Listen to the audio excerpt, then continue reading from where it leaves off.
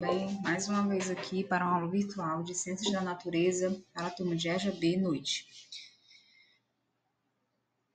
Antes de a gente ir para a aula, vamos aí lembrar de curtir os vídeos, né, das aulas, se inscrever no canal se vocês não se inscreveu ainda e aproveitar, né, todo o conteúdo para que a gente possa absorver melhor esse conhecimento que os professores tentam aí passar nessas videoaulas e em outros momentos, tá ok?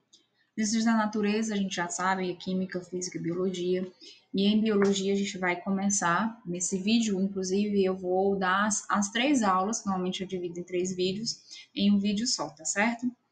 Então, só relembrando que no final do semestre passado, né, vocês concluíram o assunto de classificação de seres vivos com o estudo do reino animal ou animalia.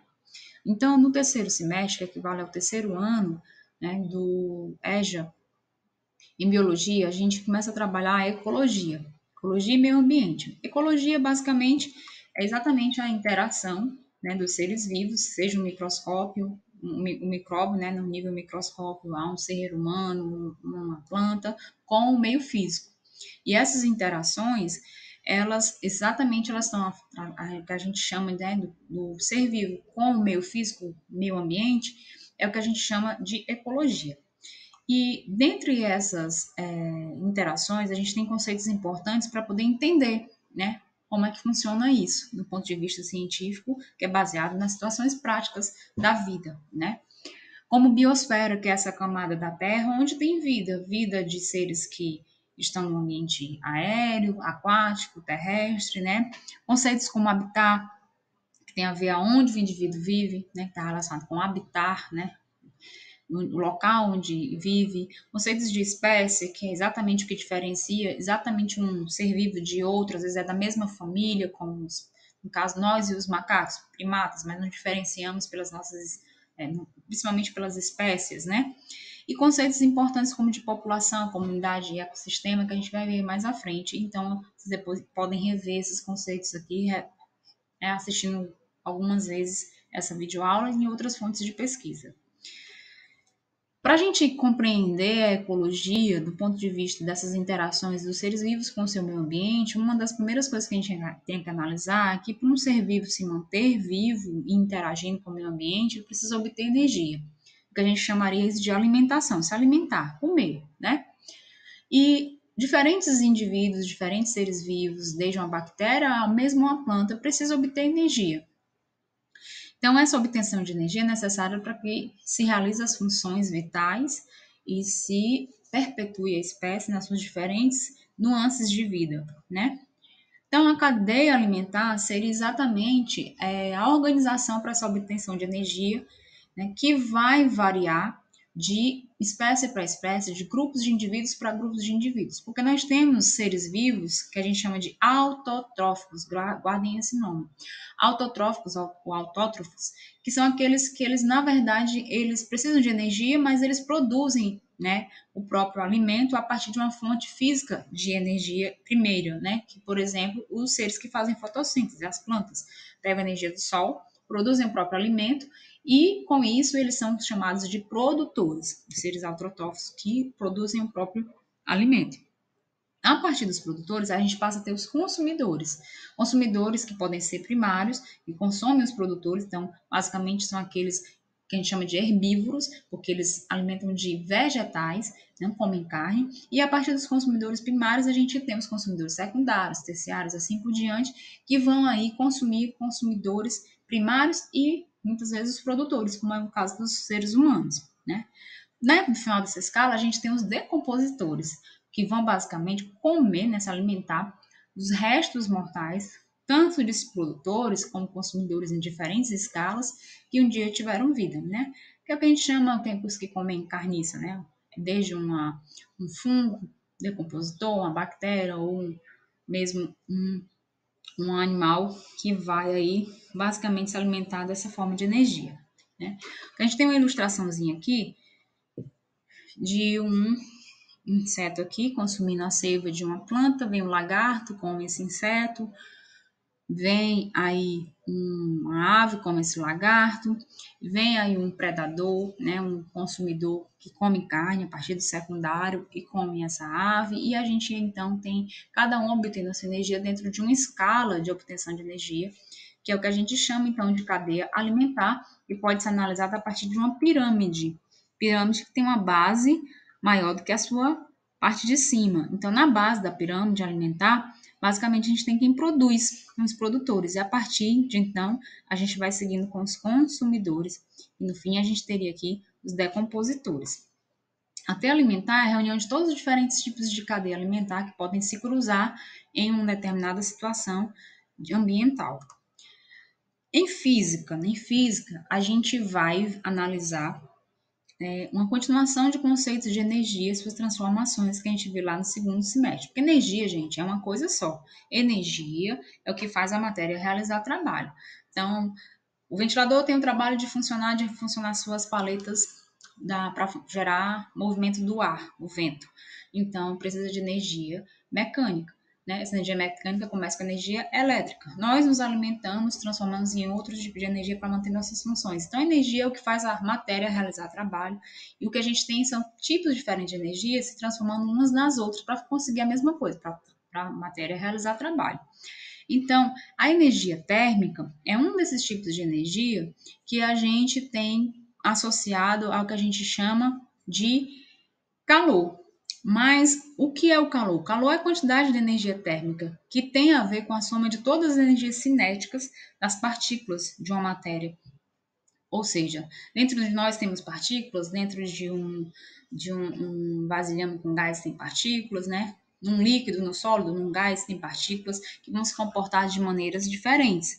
Né? Nos sólidos você tem um movimento menor, nos líquidos já um espaço maior para se movimentarem, e nos gases um movimento muito caótico, que vai ter uma velocidade maior, uma movimentação muito maior.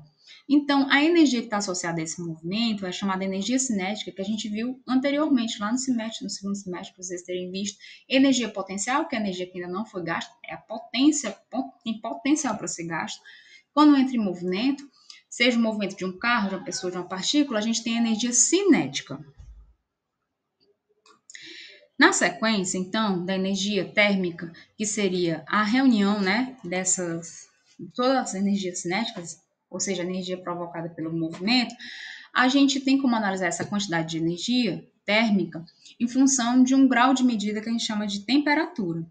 E a temperatura, então, ela vai medir e vai conferir essa quantidade de energia, que é o que a gente chama de calor. Então, calor a gente associa muito a estar quente, estar frio, mas na verdade, calor é a quantidade de energia térmica. E quando tem muito, a gente sente, ou seja, tem a sensação térmica de estar quente. Quando tem pouca, a gente tem a sensação térmica de estar frio.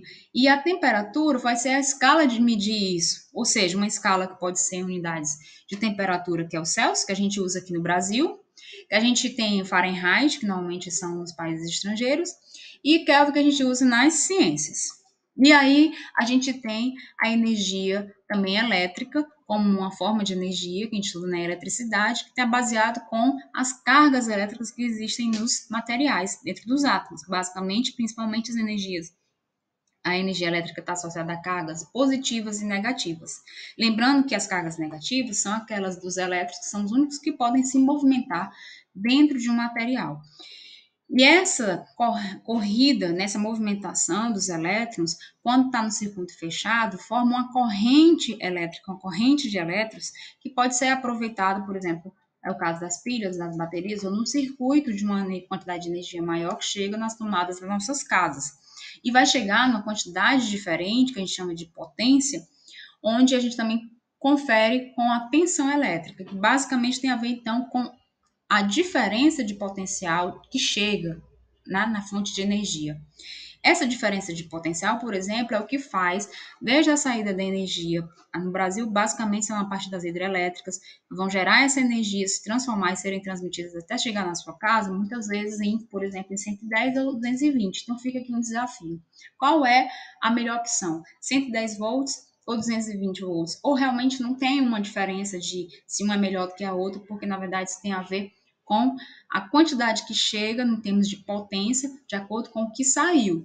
ou seja, diferença de potencial da fonte até a chegada. E não tem nada a ver ser melhor ou pior. Fica um desafio aí para vocês. Em relação à parte de química, a gente vai dar continuidade ao estudo das moléculas orgânicas, especialmente moléculas orgânicas importantes, que são formadas por carbono, hidrogênio, oxigênio, nitrogênio, enxofre, fósforo, flúor, cloro, bromo e iodo, que além do petróleo, como eu apresentei como primeira fonte de moléculas orgânicas elas eram antigamente pensadas como só poderem ser produzidas de forma natural através dos seres vivos, e isso foi mudado a partir do momento que cientistas como Wöhler foi lá e conseguiu no laboratório produzir artificialmente a ureia, que é o principal composto da urina. E que bom que ele conseguiu isso, porque assim a gente conseguiu passar a ter remédios em quantidade condizente com a população do mundo, que só aumenta, produzidos de maneira artificial. E isso a partir do conhecimento de como são essas moléculas naturais, que em sua grande maioria são moléculas orgânicas. Então, a molécula é orgânica não porque ela é natural ou artificial, e sim porque ela tem carbono e hidrogênio, e pode ter, além disso, que a gente viu aqui, oxigênio, nitrogênio, enxofre, fósforo, flúor, cloro, bromo e iodo.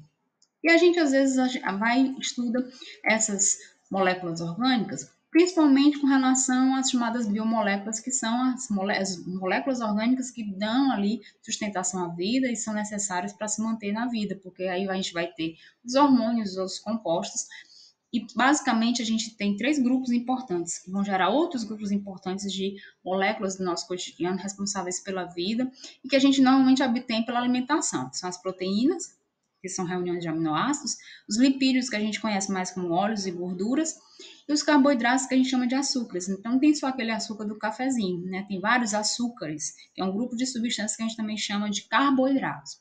Esses 3 grandes grupos vão dar origem a outras moléculas importantes, né? Estão também precisam de outras moléculas importantes, umas vitaminas, e também geram aí os ácidos nucleicos, por exemplo, que é a base da vida, que é onde está aí, por exemplo, o código genético, RNA ou DNA. Então fica aqui o desafio para a gente pesquisar com relação, já que a gente precisa dessas biomoléculas para formar nosso corpo, ter as substâncias que mantêm o funcionamento do nosso corpo, como os hormônios, a gente aí consegue isso através da alimentação. Então, tem um alimento que a gente diz que é muito completo, que é o leite da vaca. Qual a composição do leite da vaca? Né? Por que então ele é completo? A gente precisa da reunião básica desses 3 grandes grupos. Será que é por isso? Será que é porque o leite da vaca tem, portanto, todos esses elementos? Sim. O leite da vaca, ele tem carboidratos, o principal é a lactose, fornece energia, né? Aumenta a capacidade de absorção do cálcio no organismo, principalmente em crianças. E a gente tem lipídios, gorduras, né, que são fundamentais para formar hormônios, e a gente tem proteínas, especialmente do tipo das caseínas, que são importantes para formar enzimas, tecidos, que é o corpo, hormônios e anticorpos, importantes para a nossa imunidade. Então, o leite da vaca é um exemplo, por exemplo, de alimento que a gente chama de completo, porque ele tem todos os componentes básicos. Tem alimentos que só tem mais proteína, tem alimentos como o arroz, que tem mais vitaminas e carboidratos. Um alimento então é chamado de completo quando ele reúne esses 3 grandes grupos que são necessários para formar novas substâncias. Então, vamos pensar um pouco aí, como desafio, né, em outros alimentos que poderíamos dizer que é tão completo como o leite, ou uma combinação de alimentos, né, um cardápio, para a gente pensar esse cardápio, para a gente futuramente conversar como uma possível atividade que a gente vai passar, tá bom? Espero que vocês tenham gostado. Tentei ser o mais objetivo possível, porque eu fiz um vídeo só para reunir as 3 disciplinas, e quaisquer dúvidas a gente vai trabalhando de maneira paralela, tá certo? Fiquem bem, um abraço e até mais.